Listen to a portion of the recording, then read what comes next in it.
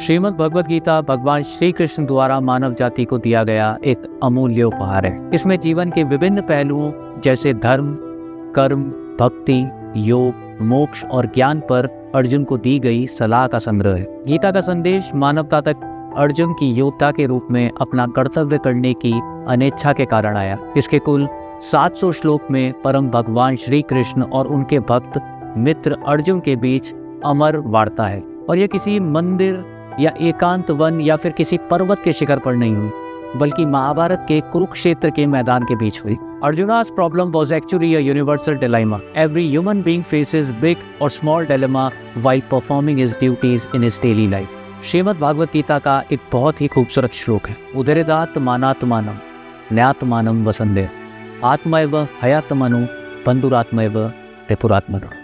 अर्थात यदि कोई व्यक्ति अपने प्रयासों से स्वयं को सशक्त करना चाहता है तो उसे कभी भी नीचा नहीं दिखाना चाहिए, क्योंकि व्यक्ति का सबसे अच्छा मित्र और सबसे बड़ा शत्रु वह स्वयं होता है। यह श्लोक हमें सिखाता है कि हम अपनी ही क्षमताओं और विचारों के द्वारा या तो स्वयं को उन्नति की ओर ले जा सकते हैं और या फिर पतन की ओर। हम सभी अपने जीवन में कर्तव्यों का पालन करते समय छोटी बड़ी दुविधाओं का सामना करते हैं। गीता का मुख्य संदेश यही है कि हमें धर्म का पालन करना चाहिए।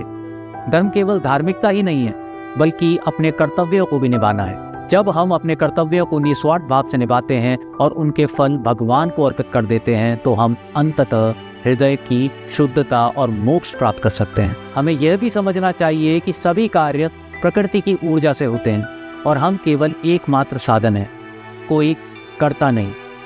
हमें अपने हर कार्य में उत्कृष्टता प्राप्त करने की कोशिश करनी चाहिए, लेकिन साथ ही सफलता, असफलता, लाभ, हानि और सुख दुख में समभाव बनाए रखना चाहिए। आपको बता दें 2024 में जन्माष्टमी 26 अगस्त को मनाई जाएगी, जो भगवान श्री कृष्ण के जन्म का पर्व है।